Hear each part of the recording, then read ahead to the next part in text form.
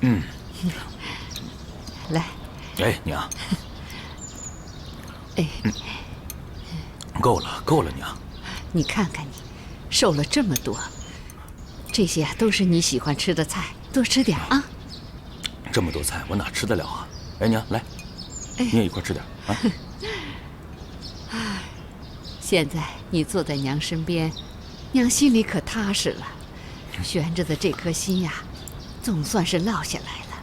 你不知道娘有多担心你，每天担心的晚上都不敢睡觉，生怕晚上会做有关于你的噩梦。娘，你看，我这不好端端的回来了吗？是啊，是啊。你刚才不应该那么对钱生的。哎呀，我也不想这样啊。可是钱枫，你要知道，你才是娘的亲骨肉，娘的心呀，向着你，自然会为你着想，难免就会薄待他。我也不想这样，我也不想亏待钱生啊。你们两个都是我手把手拉扯大的儿子，可是，在娘的心里，毕竟是血浓于水的。就拿这次来说吧，如果是你当家，如果是你掌权，他怎么可能逼你去香港？你又怎么可能因为在外面劳累生病，瘦了这么大一圈回来？我想着想着，心里难免就要怨他。虽然我知道他平常很孝顺我，可是我还是要怨他，怪他。娘，真不是钱生逼我去的。他要不逼你，你会主动去吗？钱枫，什么都是靠不住的，只有自己当家，自己掌权，这才是真的。听娘的话啊！哎，好了好了，不说了，来吃饭吧，吃饭。吃饭。来多吃点啊，在外面这些可都是吃不到的。其实，我不该要求你啊，对我像对待大哥一样。而我不过是个妾室生的孩子，他养育了我这么多年，本来就是一种恩情，我不该得寸进尺，要求更多。何况，这当家之位，本来就是大哥的，他会怪我，也在情理之中。话虽然这么说，但这又不是你的错。庶出不是你能选择的，这个当家之位也不是你能选择的。现在就连放弃也不能任凭心意。我总觉得，人付出多少就会得到多少。同样的，想要得到多少，就必须要付出多少。既然老太太从来就没有把你和钱枫看作是一样的，那她又有什么立场，要求你把他们看得比什么都重要呢？你现在所得到的一切，都不是你强求来的。在白家最危难的时候，是你出来顶住了一切。所以，你现在所拥有的，不管是放弃还是想保留，都应该由你自己来做决定。别人没有资格来强迫你。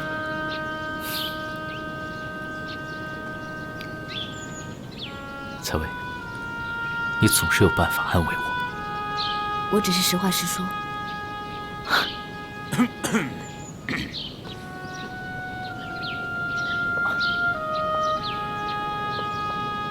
大哥，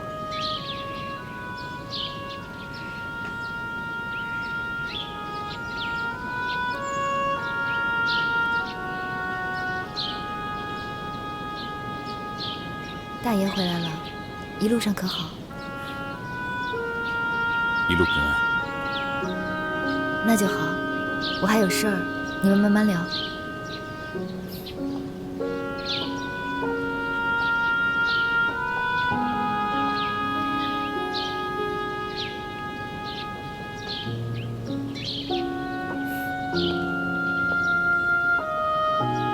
大哥，我们决定忘却过去，重新开始。只要他还愿意留在我身边，我就不会放弃。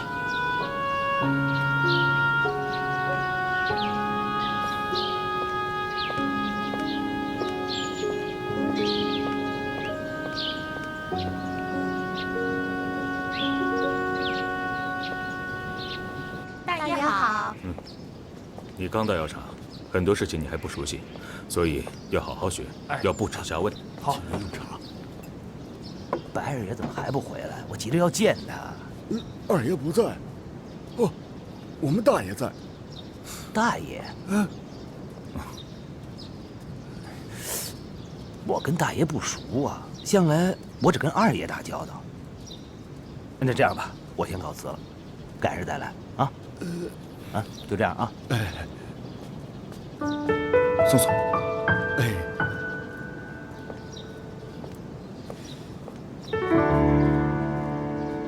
那人是不是有毛病啊？连大爷您都不认识？我不在药厂很多年，回来后不久又去了香港，这些人不认识我，也很正常。或许这就是二爷派大爷您去香港的真正目的吧。他想让大家知道，他才是真正白家的当家人。别乱说，钱生就是当家人。白家的当家人，分明是属于大爷的，凭什么要屈居他之下？大爷，都是因为您的赏识，才有柱子今天的好日子。如果大爷您想夺回这个当家之位，柱子愿意为您做任何事。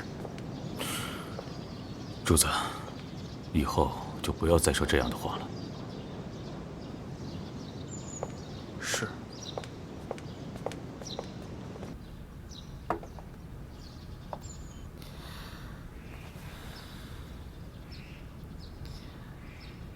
怎么又是剩饭剩菜？厨房说只有这个了。一定又是太太在欺负我。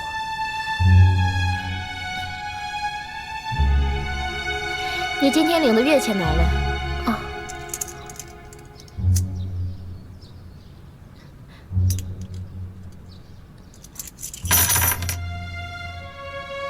就这么多吗？为什么连平时的一半都没有？管事妈妈说，是三姨太领走的。三姨太？她有什么资格领走我的钱啊？三姨太说，六姨太你欠她的钱，太太也是同意的。我什么时候欠过她的钱？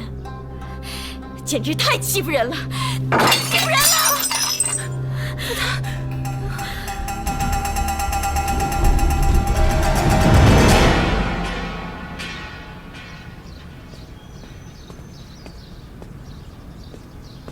小姐，喝药了。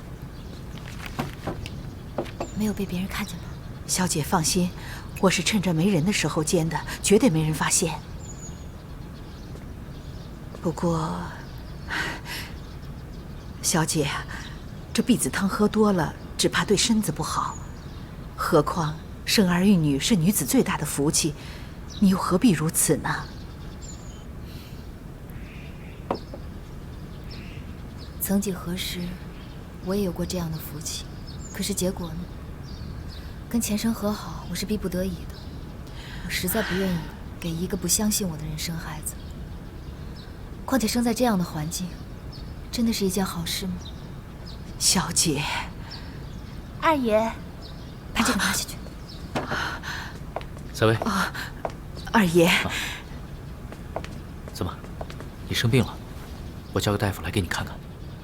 我没事，那些都是一些日常调理的药。不要担心，只要好好调养，一定会再有孩子的。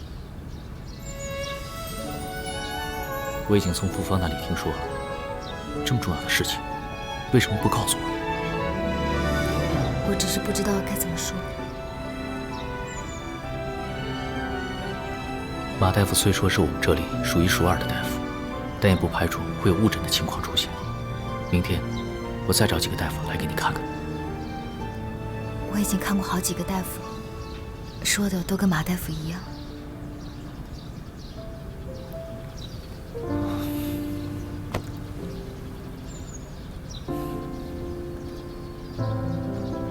没关系，即便以后真的不能再怀孕了，那也没有关系。只要你能好好的在我身边，我就已经满足了。如果你喜欢孩子，我们可以从外面抱养一个，一个两个都行，男孩女孩都随你，只要你喜欢。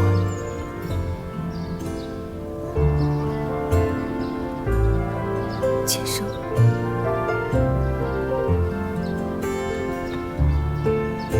五姨太、六姨太来了。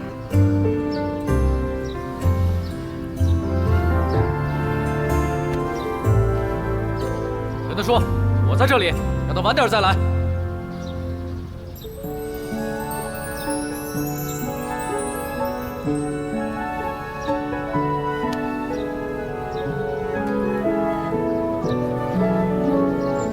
那麻烦周妈妈告诉姐姐，我明天再来。六姨太慢走。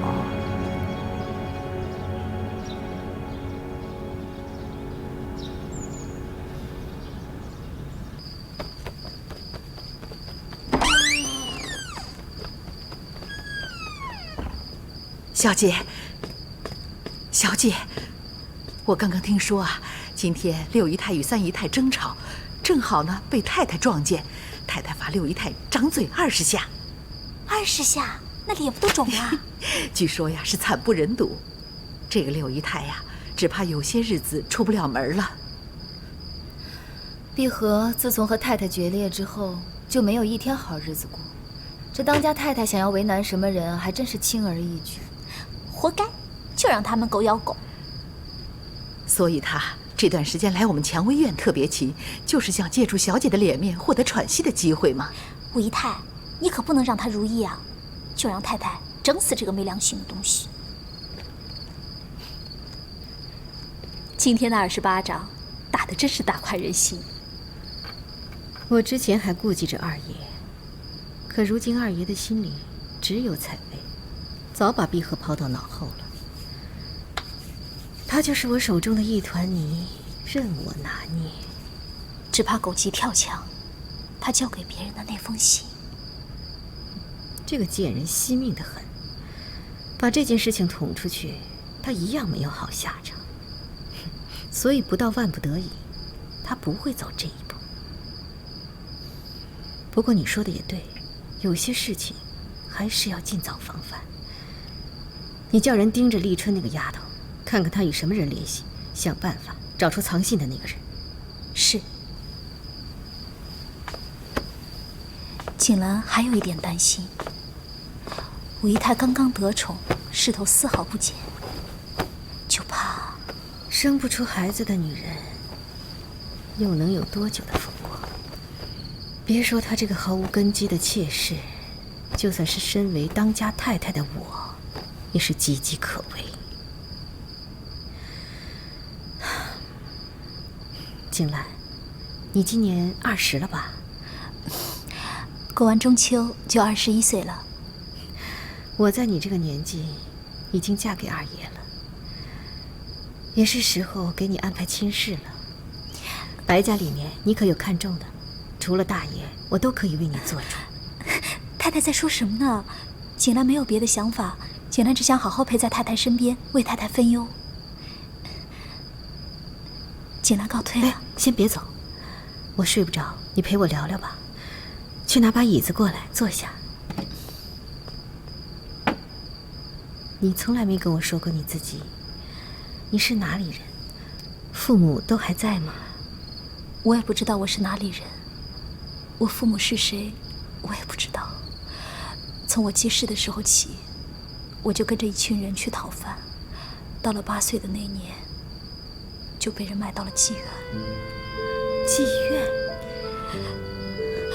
锦兰的过去污秽不堪，只怕脏了太太的耳。锦兰还是不妨碍太太休息。不，我想听你说。来，坐下。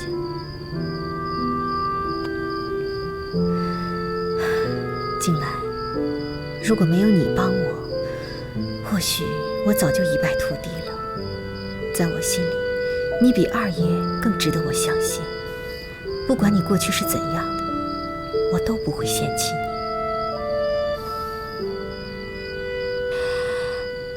我在妓院待了5年，这期间我逃了无数次，也被他们打了无数次。有几次差点都没命了。我不想和那些女孩一样，每天面对那些可恶恶心的男人。最后一次，我又跑了出来，被他们抓住当街毒打。我以为我肯定死定了。就在这关键的时刻，是我娘出现救了你。夫人替我赎了身，她还带我回家。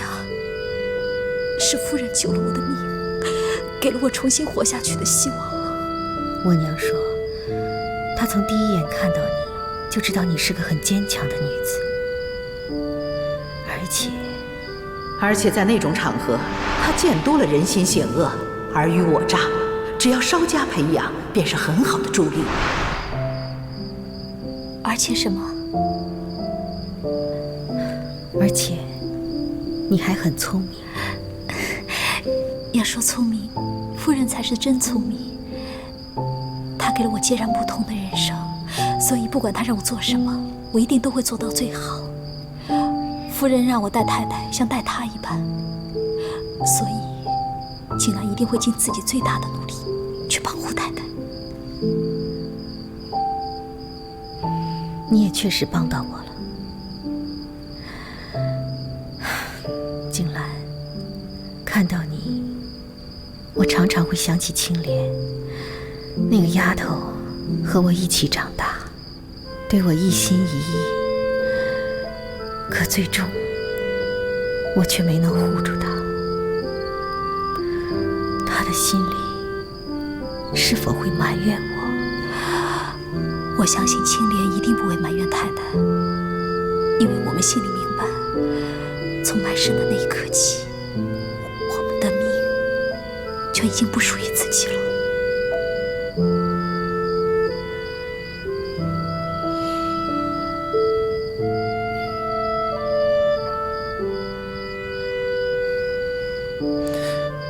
这次的事情，肯定是太太和三姨太联合起来算计六姨太你的。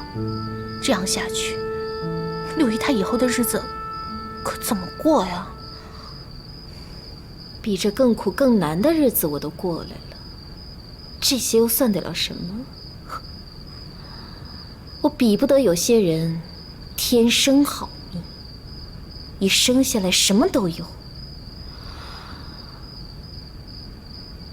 我要想过上好日子，就得去拼。二爷，那件事情已经有眉目了。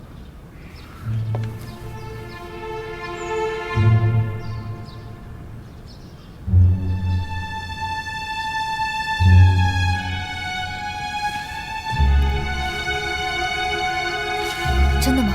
已经有眉目了？自从你爹去世以后，我明知道那个江琴有些问题，我还是让他成为运输部的管事，目的就是让马关以为我对运输部毫无了解，从而让他放松警惕，这样便于我将运输部的内鬼一网打尽。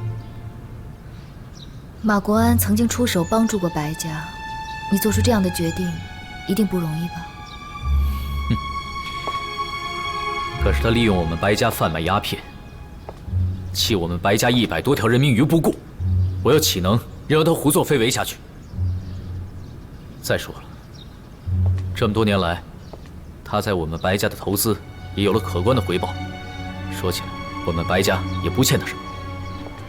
马国安虽然利用白家贩卖鸦片，还不惜害死了我爹，可是我们毫无证据，他又有钱又有势，我们根本拿他没有办法。所以，只有李大山死了，才能让马国安以为所有对他不利的证据已然湮灭，他才能放心的继续贩卖鸦片，才能给我们机会将他绳之以法。唯有让他以为大山哥已经死了，才能保住大山哥的性命。那些黑衣人还没有走，就曾在附近伺机行动。你父亲走得突然，并没有留下什么证据，唯有李大山了解些内情，马关一定不会放过他。那大山哥岂不是很危险？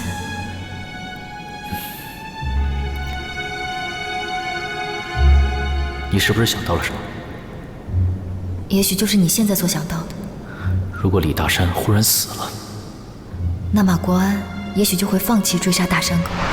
装死？有那么好装吗？会不会被识破？大山，你放心，我已经和大夫商量过了，只要你明天在所有人的面前吐血身亡，只要瞒过这里的人，就能骗过那些杀手。大山哥，你放心，我们不会让你有事的。二爷，这是一位病重、刚刚死的一位矿工的尸体，除非他们来掘墓，否则他们绝对看不出破绽。而且咱们这里这么多人，他们不敢冒这个险。那李大山呢？我已经把他藏好了，您放心，等杀手一撤退，我就安排立刻把他送下山。好。自从那个江琴成为管事以后，便陆续以各种名目换掉运输部的工人，我便将计就计，让赵明安排人进去，还找人扮成买家与马关接触，向他订购大笔的鸦片。唯一的条件，就是在交易的时候，他必须亲自到场。接着，你就上报了官府，并且表示愿意全力协助官府办案。唯有如此，才能将他人赃俱获，让他为自己所犯下的罪行付出代价。蔡卫，你放心，用不了多久，便能为你父亲讨回公道。真的吗？只要一抓到马国安，大山哥以后就不用再躲躲藏藏的了。当然是真的啦！等事情一结束啊，我干脆就把你嫁给大山哥，怎么样？武姨太，你说什么呀？怎么？难道你不想嫁给大山哥啊？我不跟你说了。小姐，张妈妈，翠萍就像我的亲妹妹一样，你放心，我一定会让她嫁得风风光光，这一辈子我都会尽力护着她。小姐，谢谢你。成败就看明天了。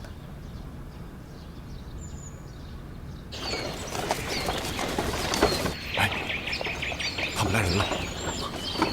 停！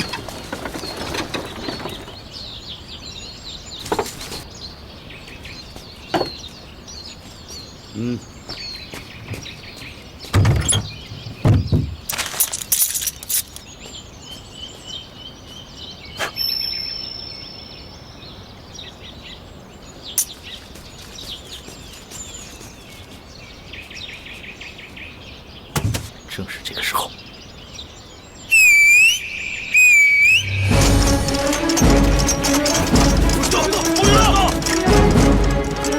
干什么？你们来干什么？你们交易鸦片，犯法的。没那事，我们交易的是3期。给我坐下后面。是。开关呢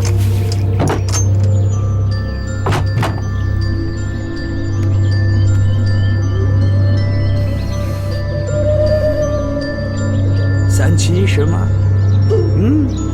报告，全是3期。3期？怎么会是3期？怎么样？收队，收队。二爷，这个时候我们不适合出现的。怎么会是3期呢？拿钱。老板，你的。3期？怎么会是3期？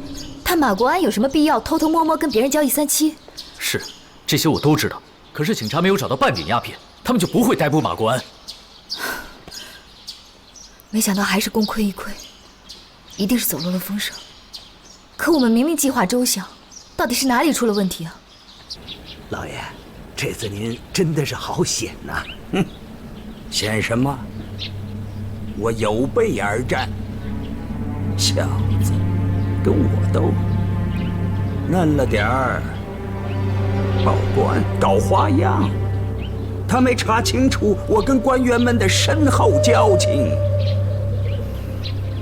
宁海，准备厚礼，厚礼。明天我要拜访副厅长。是。白前生。是官府。问题出现在官府那里。官府？你的意思是，官府里面有内鬼？是我想的太简单了。官府屡次进言，可是没有一次能够坚持到底，这次也不例外。那马国安一定是和官府中的人有勾结，不然他不会如此肆无忌惮地贩卖鸦片。我早就应该想到这一点。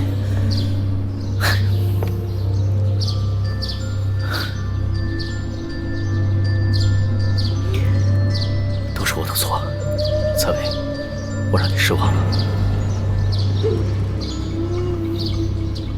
钱生，时局已经是这样了，不能怪你，你已经尽力了。更糟糕的是，如果真的是我所想，那马国安此刻一定知道是我所为，接下来他肯定会有所防范，我们想再抓住他就更难了。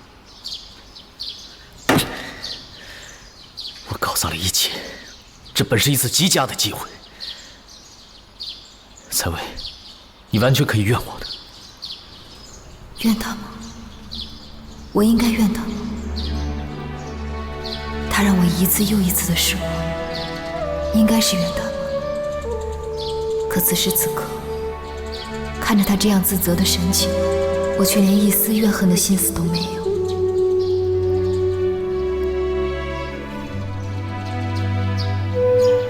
钱生，这不是你的错，我也不怨你。你不要灰心，一定还会有机会的。老天不会放过那些为非作歹的人，我相信一定还会有机会替我爹讨回公道。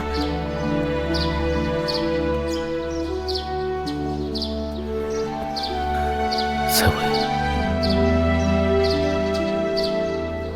我现在最担心的是，马国安肯定知道是你在算计他，以他的性格，还不知道会做出什么样的事。钱生，你一定要小心啊！你放心，我不会让自己有事，因为我还要和你在一起。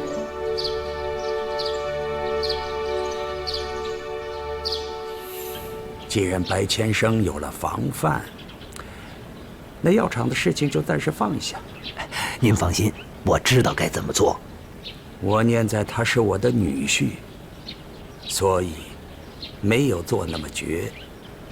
想不到他要跟我玩，好，我就陪他玩。他一举一动都在我掌握中，我肯定玩死他。唉，想不到事情变成这样，让人空欢喜一场。那个马国安真是老奸巨猾。大山哥岂不是还得继续装死啊？现在只能这样了，否则马国安恼怒之下还不知道会做出什么事来。如今他和官府勾结，很难对付。翠萍，对不起啊。吴姨太，你不用跟我说对不起的，我知道你比我更加失望。千算万算，都敌不过世道变幻。唉，这个世道啊。其实我心里还是有些担心，就是我们身边这个内鬼马国安，既然可以安排这一切，想必是很清楚我们的计划了。而且上次我们去找大山的事情也走漏了风声。我担心马国安如果继续利用这个内鬼来掌握钱生的动向，那也岂不是很危险？六姨太来啦，伤才刚好，就急着来讨好。碧荷，他来的还真是时候。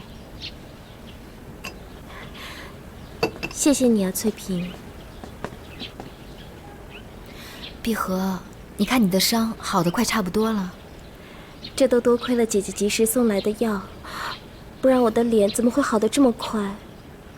在白家，只有姐姐对我最好。你在我身边伺候了这么久，也算是尽心尽力了。如果可以，我真希望能留在姐姐身边继续伺候。那时候姐姐待我那么好，日子过得轻松自在，哪里像现在这么难熬？现在太太是我眼中钉，我都快活不下去了。哎呀，你看看你，哭什么呀？这日子好过不好过，不都得过吗？太太一向赏罚分明，只要你以后做事谨慎，不要行差踏错，她是不会这么为难你的。我都不明白我哪儿得罪太太了，她好像特别讨厌我。现在白家所有人都瞧不起我，处处刁难我，也只有姐姐肯理我。好了好了，别哭了啊，哭的人心里酸酸的。以后要是没事儿，就常来我这边坐坐。对了，午饭在这儿吃吧。翠萍，吩咐厨房加菜，就说六姨太今天在这儿吃饭。是啊，姐姐，谢谢，只有你对我最好。姐妹一场，何必那么客气呢？哎，刘嫂子，刚才武姨太派人来了，说什么了？六姨太去了武姨太那里，武姨太留饭了，让我厨房加几个菜。武姨太什么意思啊？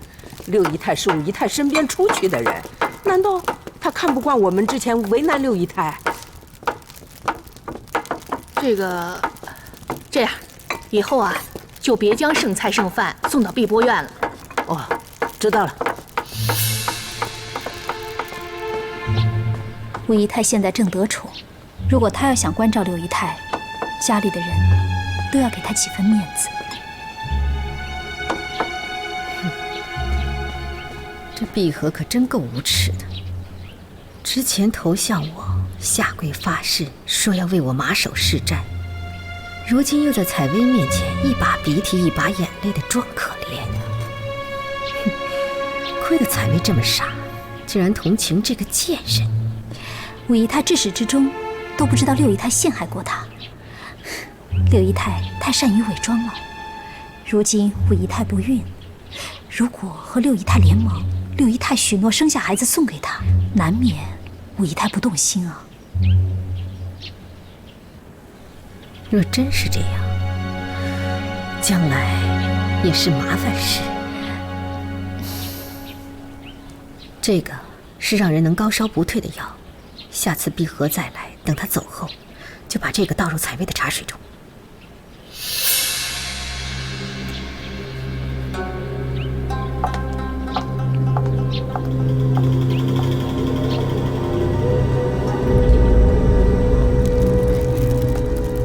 张妈妈，哎，这是给武姨太熬的汤药吗？是啊，就是武姨太。自从她小产以后啊，身子一直很虚弱，稍稍吹点风吧，就头疼脑热的。这不，就因为昨天晚上在窗前站了一会儿，人又不舒服了。武姨太年纪轻轻的，身子就这么孱弱，真是可怜。是啊，这常言说呀，好人有好报。可我们家小姐那么好的人，怎么那么命苦啊？妈妈，我来帮你吧。哎，华梅呀，你也是好人，以后啊也会有好报的。哎，对了，那个刘妈妈没有再欺负你吧？没有。那就好，知道吗？自从你来蔷薇院以后啊，我们家小姐特意找过她，叮嘱她不可以再欺负你，否则以她那个刁蛮的性子，哪会那么容易善罢甘休啊？你是说，武姨太太为了我？这有什么呀？我们家小姐向来是帮人帮到底的。对了，我去拿个托盘来。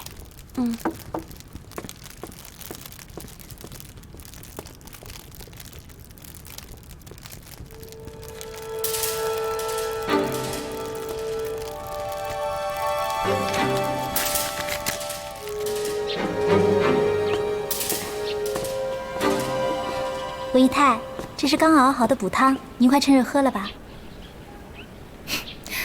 你这个丫头，刚刚碧荷在的时候念了半天，也不见你拿上来。这回人家刚走，你怎么就拿上来了？我就是看她不顺眼，天天来这里骗吃骗喝。也就武姨太你人好，这补汤可是我娘熬了好几个时辰的，专门用来给您补身子的，凭什么给她喝啊？这要按计划进行，武姨太就会高烧不退。到时候我就带着马大夫去给采薇看病，马大夫就会说采薇中了巫蛊，然后就会在碧荷的房里搜到蛊毒。这样一来，碧荷一定会彻底失宠，而武姨太也不会再信任他。只是，为何太太不做得更干脆一些呢？之前我以为弄掉一个采薇就万事大吉了，结果采薇倒了没多久，就来了个碧荷。如今就算我弄死采薇，谁知今后又会有谁呢？还不如留着采薇，至少她不会生儿子威胁我的地位。接下来一定会是一场好戏。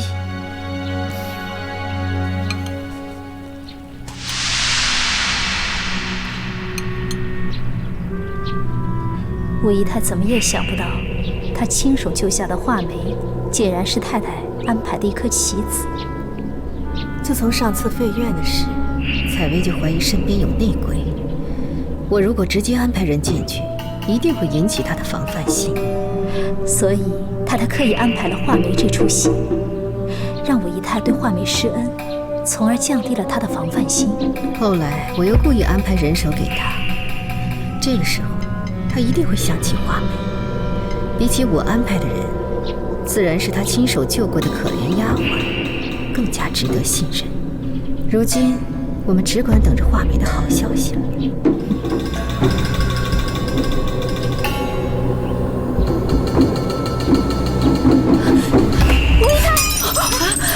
画眉，你对不起，武姨太，我不是故意的，我是因为。说吧，怎么着就突然改变主意了？武姨太，你都知道了？知道什么？知道你在汤里下了药，知道你是太太的耳目，还是知道你打从一开始就没安好心呢？武姨太是怎么知道的？你以为你能瞒得过武姨太啊？自从大山哥的事被泄露之后，武姨太就怀疑身边有内鬼了。好你个画眉，枉我们平时对你那么好，你竟然净想着怎么害我们！对不起，武姨太，对不起，武姨太，我知道武姨太一直对我都很好，我从来都没有想过要害武姨太的。你不想害我，所以打翻我手里的汤碗。张妈妈跟我说过，武姨太的身子一直都很弱，我怕这个药会伤到武姨太。如果我没猜错的话，张妈妈的这番话应该是故意说给画眉听的吧？小姐，我和画眉相处了几个月了，在我受伤的那些日子里，画眉一直很细心地照顾我。娘，她那都是为了博取我们的同情。翠萍，一个人有没有付出真心是看得出来的。我相信，画眉在照顾我的那些日子里是真心实意的，所以，我看出画眉不是那种冷血之人，才对她说了那些话。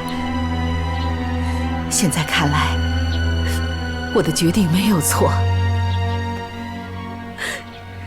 画眉啊，告诉妈妈，你为什么要这么做？是不是有什么苦衷？是太太逼我这么做的。她说，如果我不这么做，我这个股东不同意。可是我同意，这里由我做主。你这就是逼我，门儿都没有。这真的不是我的，太太，一定是有人陷害我。太太，你可不能这么对我，咱俩可是一条船上。太太，我是不信这巫蛊之说，但也绝不许你存有着狠毒的心思，滚回秋兰院去。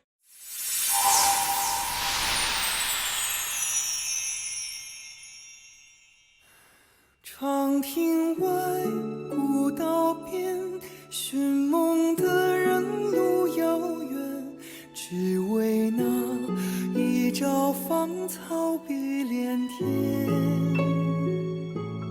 苦与乐弹指间，就算千里是风相信一切有峰回路转。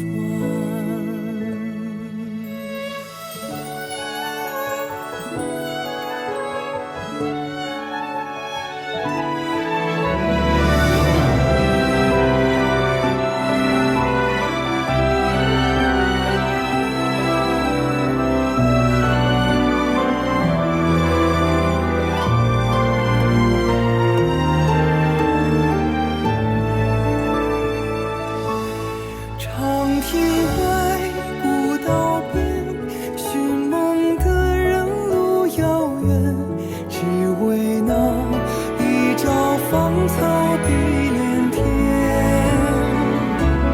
苦与乐弹指间，就算千里是烽烟，我相信一切有峰回路转。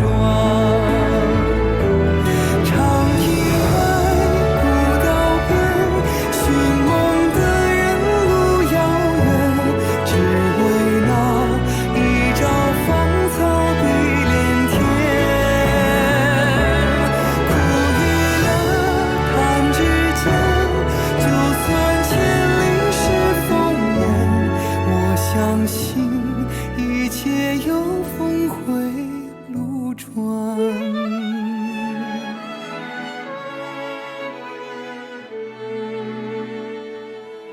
苦与乐弹指间，就算千里是烽烟，只